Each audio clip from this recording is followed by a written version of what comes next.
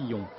Les jeunes qui sont au cœur d'un problème de santé de plus en plus évoqué, l'obésité. Un enfant sur 5 serait trop gros et parmi eux les cas d'obésité sont en nombre croissant.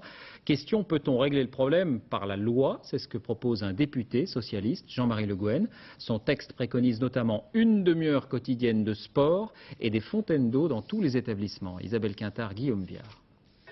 À chaque fois que sa grand-mère vient chercher Jules, 8 ans, Tu as un petit goûter? c'est le même cérémonial, le passage par la boulangerie.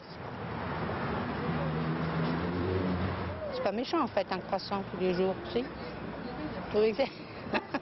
Il vaut mieux aller marcher et manger moins. Peut-être, car les gâteaux et les enfants, c'est une histoire d'amour qui peut parfois mal finir, quand l'enfant accumule les kilos et devient obèse. Jean-Marie Le Guen, député PS et médecin, a proposé une loi avec différentes mesures, parmi lesquelles installer une fontaine à eau dans chaque établissement scolaire, faire 30 minutes d'activité physique par jour, peser et mesurer les enfants aux différentes étapes de la croissance, et enfin la possibilité d'interdire la publicité télévisée. Sur ce dernier thème, le député est très clair. Si on est chocolatier, je considère qu'il est parfaitement logique de vendre du chocolat et je n'ai, en tant que du point de vue de la santé publique, il n'y a aucune opposition à ce que l'on puisse manger du chocolat. Mais prétendre que l'on doit manger tous les jours et plusieurs fois par jour du chocolat et le prétendre par sa démarche commerciale ou le sous-tendre par sa démarche commerciale, ça c'est effectivement une dérive qui n'est pas acceptable. Pour ce nutritionniste, légiférer sur l'obésité, c'est un constat d'échec et cela ne changera pas grand-chose.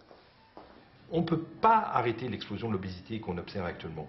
On ne pourra l'arrêter peut-être que dans 2-3 générations. Le mouvement ne s'inversera que dans 2-3 générations.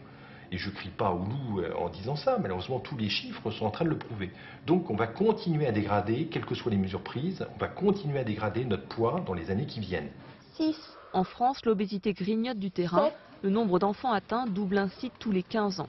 Et il y a actuellement plus de 5 millions de Français dans cette situation.